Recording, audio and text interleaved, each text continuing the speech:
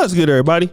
It's your boy, O'Shea Duke Jackson, back at it again with another episode of the Celebrity Junk. As you guys know, popular conservative Steven Crowder from the Louder with Crowder show recently exposed that him and his wife the last 2 years have been going through some tumultuous problems, and due to those problems, the marriage that he was in with his wife was irreconcilable. She no longer wanted to stay married with him. And while explaining this situation, he took an opportunity to talk about those who knew about his problems with his wife or had figured it out, and those people he felt that were blackmailing him. Now, of course, he played a clip of Candace Owens. Now, I'm going to play that particular clip, and then I'm going to come back. They also knew that the safety of my children included keeping it private. So if you're familiar with the idea of extortion, then you know the feeling well. Now, some of these threats were so thinly veiled that I'm frankly surprised you didn't all guess immediately. Steven has a lot going on, I guess is the best way to say it. He has a lot going on, and that should be clear because people don't do stuff like this if there's not a lot going on in their lives. I would like to implore my audience and everybody that isn't paying attention to this situation not to condemn him, but to pray for him. Sometimes people need a prayer. Sometimes people need a scripture. You know, Steven purports to be a Christian. I am unsure at this moment if it is my place to say more than that. You know, maybe if I feel in further defense, some things should be said, or maybe if I feel that the public has a right to understand certain circumstances. Well, my children have a right to privacy.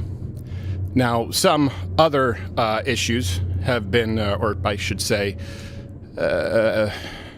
inferences have been more pernicious behind the scenes with demands and threats to use this information that they believe would be so publicly embarrassing to me and my wife at a difficult time that it could be used, knowingly putting my children in harm's way. So to those self-styled Christians, conservatives, and allies, well, not in my book.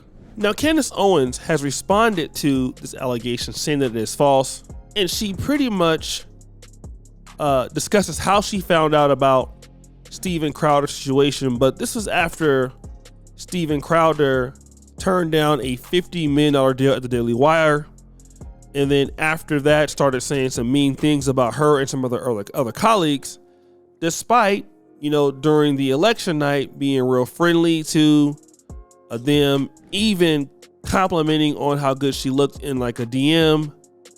And I will play what she has to say here, and then I'll come back.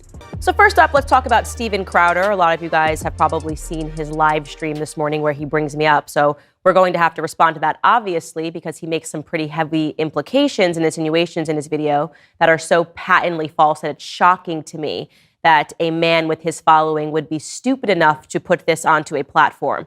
So let's first back this up in case you don't know who Steven Crowder is. It's totally plausible. He sort of lives on the internet. Steven Crowder is somebody who has a show called Louder with Crowder, who had something very terrible happen to him at the end of last year. The Daily Wire came to him with a $50 million term sheet. He was offered $50 million. I know, horrible, terrible.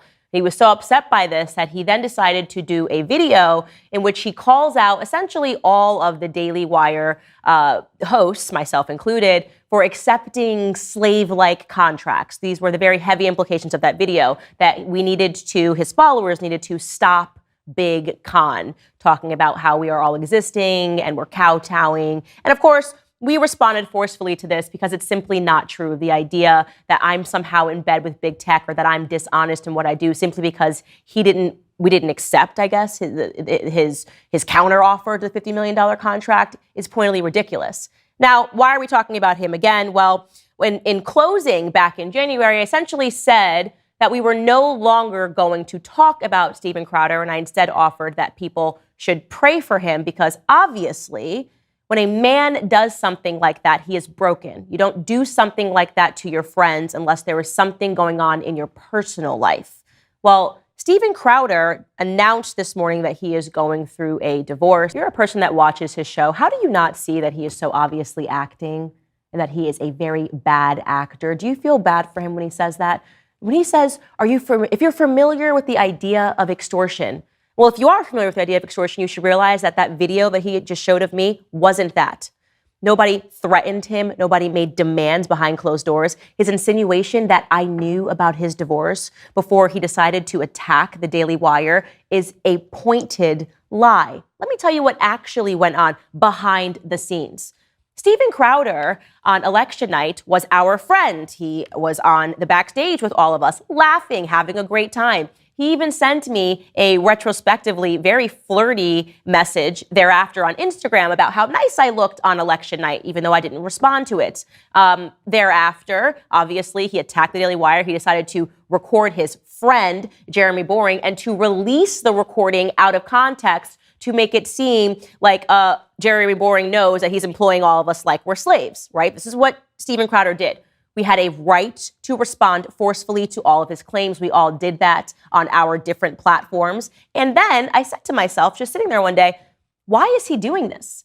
It's a very simple question and an obvious question that any person would ask. This is not normal behavior. It's very erratic to go from being friends with somebody, being with them on election night, laughing, having a great time, to suddenly wanting to ruin their entire company and launching Stop Big Con. It's bizarre behavior.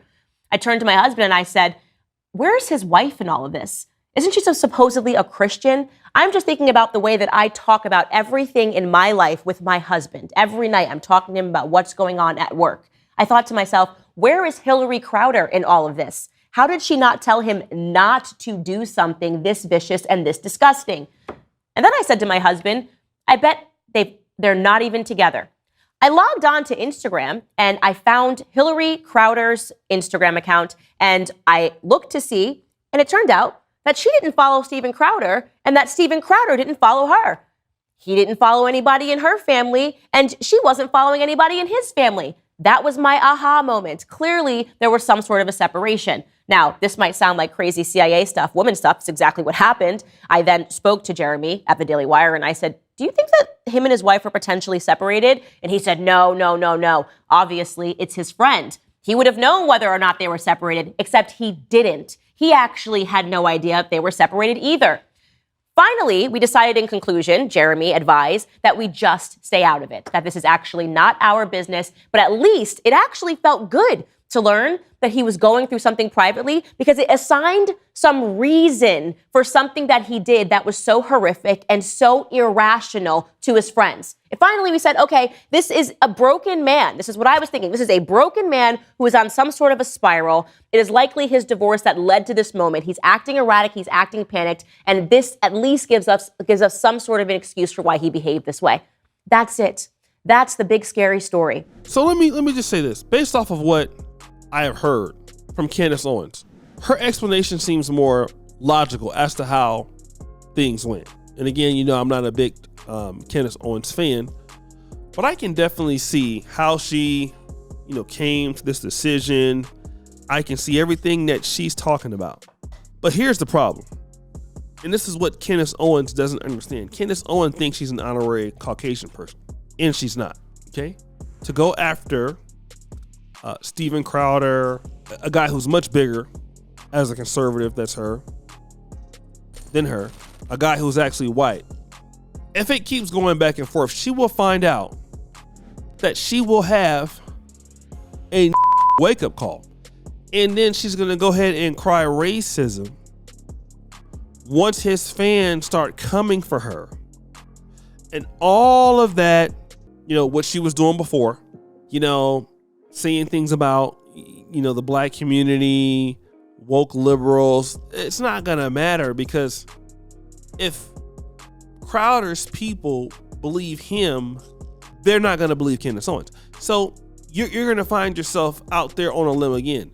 And again, this is why, as much as I do appreciate Republicans more than Democrats for sure, I'm just never going to be one of those black conservative guys trying to appeal to an all-white fan base, because you only have really like one time to make a mistake.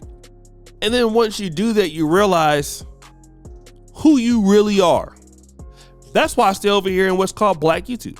I don't even try to expand. I have opportunities to expand my content and to get a bigger base and diversify my. I choose not to do it on purpose. That has hurt my growth. I've seen guys pass me up due to that, but that's fine.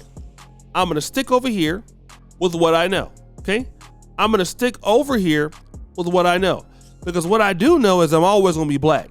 And Candace Owens going up against a guy that has 6 million YouTube followers, and when his fans start coming after you, it's not gonna be nice.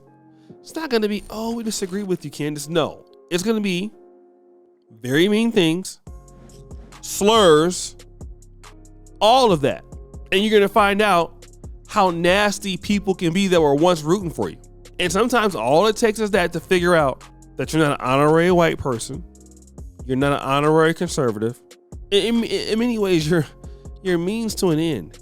And I think that, not that it will happen, but I believe if it continues to go, like look at Don Lemon. The opposite is true. Don Lemon tried to come after a conservative who was white. That cost him his job, because despite the fact that he's on the left, he ain't white. So guys, what do you think? It's your boy, O'Shea Duke Jackson, back at it again with another episode of The Celebrity Drunk. I appreciate you for all that you do. Subscribe to the bell. We're out.